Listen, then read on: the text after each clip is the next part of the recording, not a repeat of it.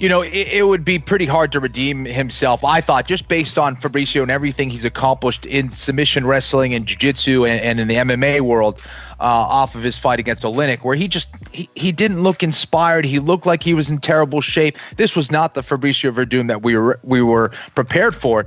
This time around, he really did redeem himself. He looked different physically. He looked different technically, strategically. He went out there like he really wanted to win that fight. Found a way to bring it down to the ground against Alexander Gustafsson, and it was Gustafsson who looked rusty and not Fabricio Verdum. Verdum was all over him once the fight hit the mat. A beautiful armbar for the finish, again cementing himself as one of the best submission guys to ever compete in the heavyweight division. So awesome way for Fabricio to come back, and he did it against a very tough guy in Alexander Gustafsson.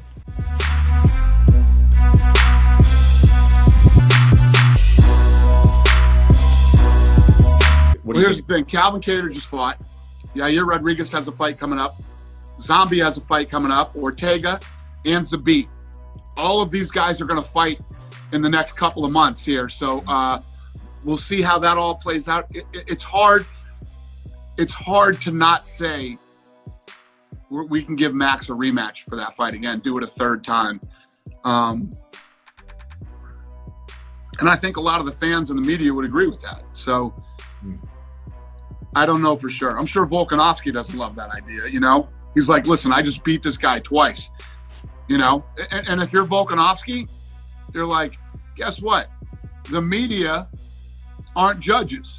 Dana White's not a judge. None of these people are judges. The people that are assigned to judge the fight said I won twice. So if you're Volkanovski, I get it. And if you're Volkanovski, you probably want to take a look at a different guy, Yeah. I don't know. And I haven't really talked to Volkanovski about it. Something I definitely need to do. And we'll see how this thing plays out. Thank you. Yeah, no, I did. I saw it, and I've seen some media stories about it. It's a tricky one for me to discuss, really, if I'm honest. I'd be interested to hear your views, but my views, to be honest, I kind of keep to myself. I feel that Dan Hardy, obviously, being a long-time fighter, a guy that still trains, he still has a lot of friends that compete, and Dan Hardy put out a statement afterwards. He said, when you see guys fighting, you just see a fighter. I see friends, colleagues, training partners, things like that. So I understand what he's saying, and I feel that whatever Dan did came from a good place, and the referee on the flip side, he's got an incredibly tough job. They have to make split-second calls. I've done it many times when I'm commentating. I've clearly said when I'm commentating, look, listen, referee, come on, stop the fight, yada, yada, yada. And if they hear you, they hear you. I don't feel... And again, I don't really want to comment because I believe from what I saw, UFC, they're looking into it, whatever. So far be it from me to chime in. It's way above my pay grade,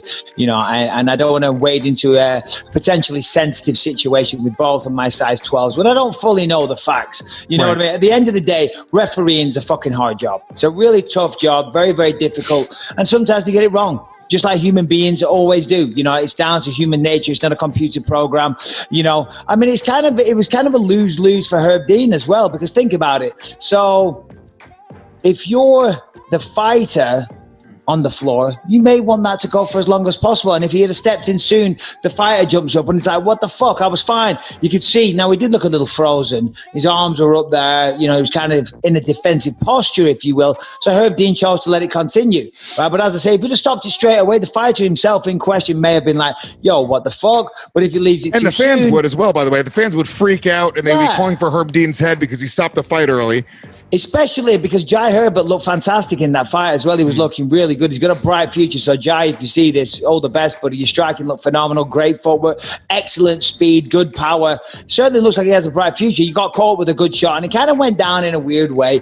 Listen, it's a tricky one for Herb Dean. He chose in that moment to let it go, and anything like that, when it's real time, and the stakes are high, and the world is watching, and we're talking a couple of seconds, it's fucking hard work. And I'm not disagreeing with Dan Hardy either here, because as I say, what we saw from Dan came from a good place. It came from fighter safety. So he wasn't trying to be the man. I don't think he was trying to stand out and get attention or anything like that. No. He was looking out for Jai Herbert's welfare. The kid's legit. He's real, and he knows it, and I love it. Did you get to interact much with him personally? 192-2. Yeah, through 2 fights. And 2 fights. Yep. Did you interact with him much personally while you were there? Yeah. I mean, he said he wanted to fight, and I said, done. I'll make it happen. He wants to fight now again in August, and I'm going to get him what he wants. Are you? Is he going to get a fight here in August? Hell yes, I am.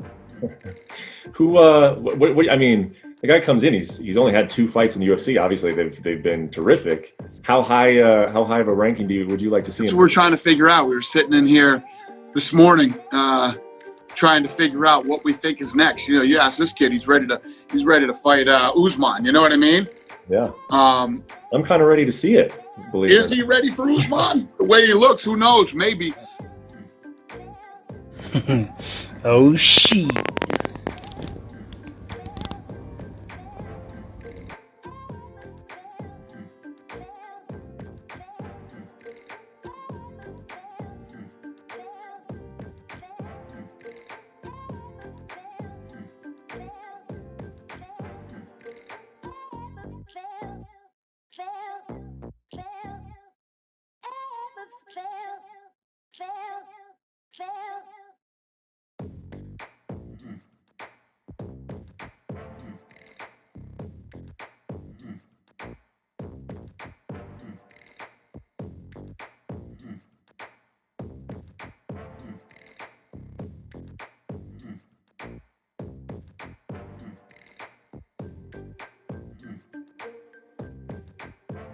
I think we were just both kind of giving respect to each other and, for the fight. And then she told me, she was like, hey, title fight next. It's going to be you. It's going to be you.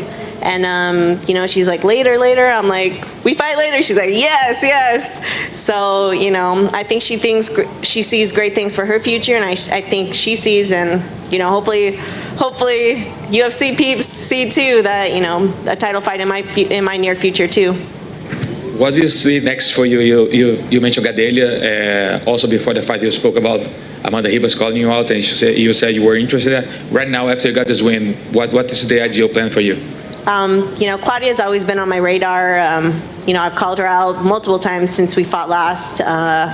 But I'm not holding my breath for that fight. I know she has a fight booked right now, so Amanda Ribas apparently called out the winner of this fight, so I'm definitely down for that, or, title fight, anything. I'm open, but if Amanda wants that fight, I'm game. Ali Abdelaziz, Khabib's manager, has come out in the media, told someone that he thinks he has 2 more fights left. He's 28-0. He believes Khabib will retire 30-0. That was his father's plan for him. So if you are Khabib Nurmagomedov's promoter, Dana White, he's got 2 fights left. If that is the case, what do you want to do with those 2 fights with Khabib? I don't know. Obviously, he's got this Gaethje fight. That's a done deal. He's fighting Gaethje next. Mm-hmm. And then I don't know who his last fight would be to make him 30. So I don't know. No clue.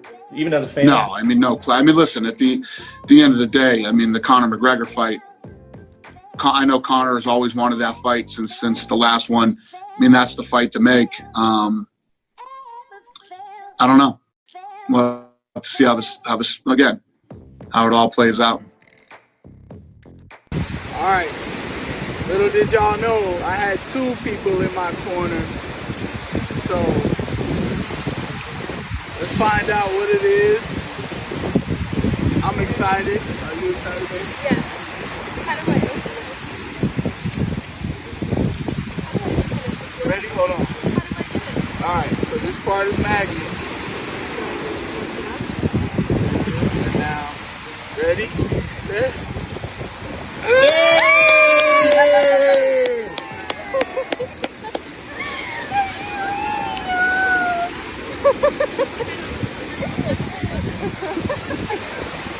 Are we both covered in blue? We knew it. Yeah, I don't think you can not. As much as I'm in the gym, I'm going to continue to get better. I don't think I'm going to go to the gym and not get better, especially with guys like Augusto Mendez, Tim Welch, and working with Brandon Harris. Like, my team's so solid.